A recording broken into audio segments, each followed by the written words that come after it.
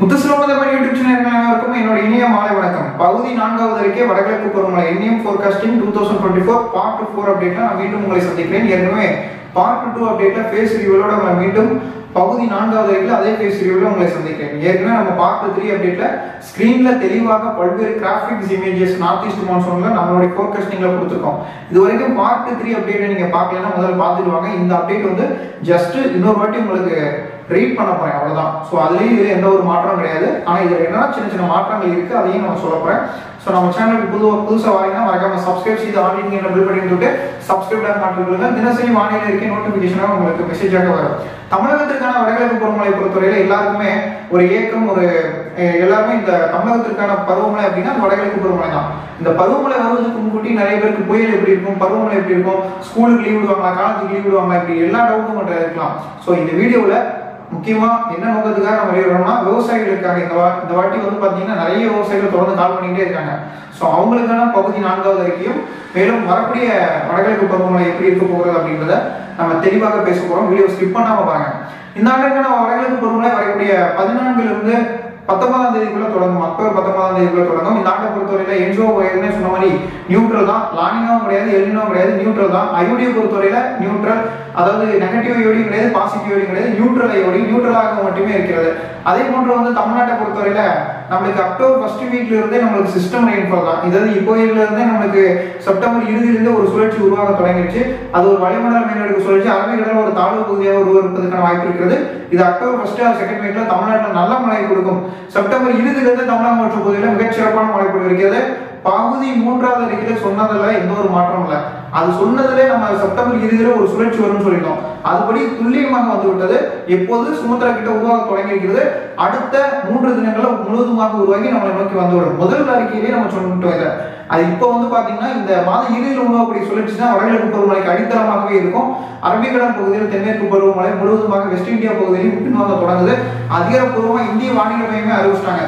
So தமிழ்நாட்டிற்கான பருவமழை பொறுத்தவரையில நம்மளுக்கு 13ஆம் தேதி சரியாக கிழக்கு திசை காற்று தொடங்கி 14 17ஆம் தேதிக்குள்ள பருவமழை உறுதியாக தொடங்குறதுக்கான வாய்ப்புகள் காணப்படுகிறது. ஸோ தாமதம் ஆகலாம், ஆனால் இப்போதைக்கு வாய்ப்பு இல்லை. எம்ஜிஓ வந்து கரெக்டான டைம்ல வர்றதுனால பருவமழை முன்கூட்டியே தொடங்குகிறது.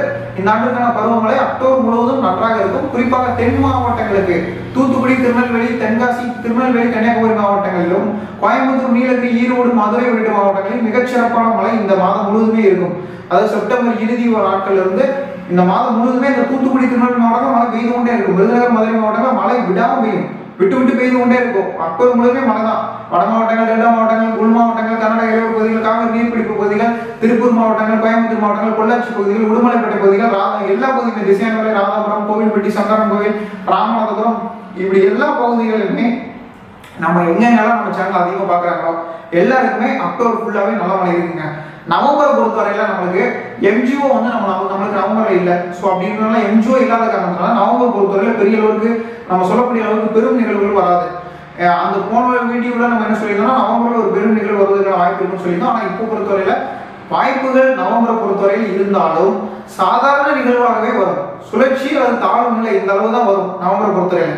ஆனால் டிசம்பர்ல புயல்கள், பெரும் நிகழ்வுகள் தமிழ்நாட்டை நோக்கி வரும். டிசம்பர் பொறுத்தவரையில தமிழ்நாட்டுக்கு எம்ஜிஓ வருது. தென் மாவட்டங்களுக்கு தான் டிசம்பர்ல அதிகப்படியான மழை. தென் மாவட்டங்களுக்கு நல்ல மழை டிசம்பர்லையும் இருக்கிறது. நவம்பர் பொறுத்தவரையில வட மாவட்டங்கள், டெல்டா மாவட்டங்களுக்கு சுழற்சி மழைகளாக அமையும். தாழ்வு நிலை அல்லது அதிகபட்சம் சுழற்சி அந்த அளவுக்கு மேல நவம்பர்ல பெரிய நிகழ்வு வராது. இப்ப நம்மளுக்கு அக்டோபர் எண்ட்ல கூட நம்மளுக்கு இந்த தீபாவளி டைத்துல கூட ஒரு சிஸ்டம் ஸ்ட்ராங் ஆகிறதுக்கான வாய்ப்புகள் காணப்படுது. ஆனா அந்த சிஸ்டத்தை நம்ம ஆய்வு பண்ணிட்டு இருக்கோம். அதே மாதிரி அக்டோபர் 15ஆம் தேதிக்கு மேல ஒரு சிஸ்டம் இருக்கு, அதையும் நம்ம ப்ரெடிக்ட் பண்ணிட்டு இருக்கோம். ஆனா இப்ப நம்மளுக்கு நவம்பர் பொறுத்தவரையில தெளிவா தெரிஞ்சிருச்சு, இந்த வருஷம் ஒரு நார்மல் ரெயின் தான் நவம்பர்ல. ஆனா டிசம்பர்ல நவம்பருக்கும் சேர்த்து பெஞ்சிரும். டிசம்பர் பொறுத்தவரை நவம்பருக்கும் சேர்த்து பெஞ்சிரும். எல்லா தமிழ்நாட்டின் 38 மாவட்டங்களிலுமே டிசம்பர் சூப்பரா இருக்கு. என்னை பொறுத்தவரையில டிசம்பர் வந்து பர்ஃபெக்ட். இந்த வருஷத்தை பொறுத்தவரை டிசம்பர் நல்லா இருக்கு. இந்த ஆண்டு பருவந்தவரை மழைகளும் தமிழ்நாட்டில் இருக்கும். அனைத்து மாவட்டங்களுக்கும் டிசம்பர்ல மழை தொடங்கி டிசம்பர் இறுதி மற்றும் டிசம்பர் முதல் 2 வாரங்கள் மழை மிகச்சிறப்பாக பெய்யுது. நவம்பர்லயும் எண்டுல நல்லா இருக்கு. இப்போ நீங்க நவம்பர்ல பாத்தீங்கன்னா நவம்பர் 18ஆம் தேதிக்கு மேல சிஸ்டம் வந்து நமக்கு ஒரு சுழற்சி மழைகள் தான். அதாவது நவம்பர்ல சிஸ்டம்ல நான் சொல்லல, நவம்பர்லயும் சிஸ்டம் இருக்கு, நல்ல மழை கொடுக்கும். ஆனா பெரிய நிகழ்வுகள் வராது. தாழ்வு மண்டலம், புயல்கள் இந்த மாதிரியான நிகழ்வுகள் வராது.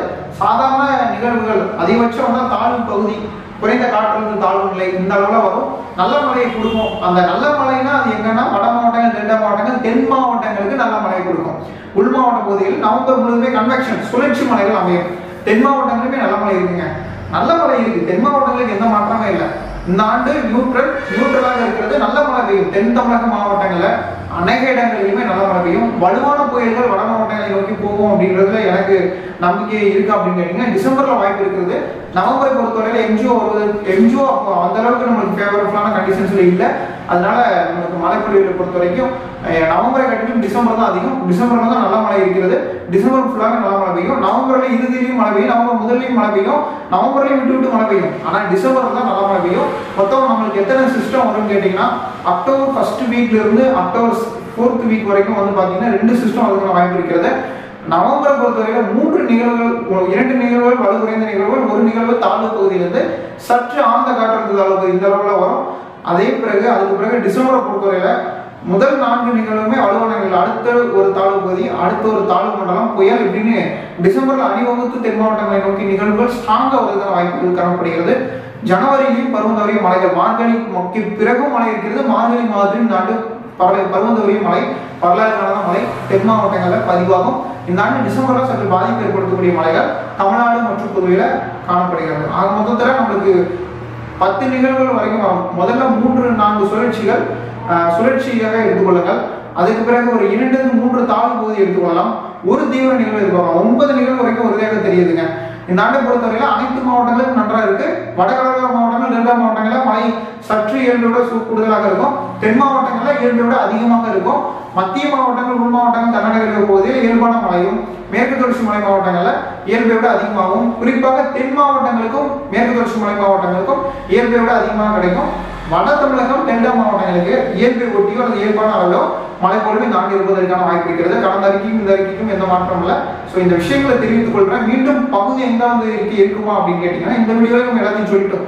அதனால பகுதியின் 5வது அறிக்கையில ஏதேனும் இந்த 15 நாட்கள் ஏதேனும் மாற்றங்கள் இருந்தால் அக்டோபர் முதல் வாரத்தில் நான் ஒரு சிறப்பு அறிக்கை பகுதி 5வது அறிக்கையாக கொடுக்குறேன்.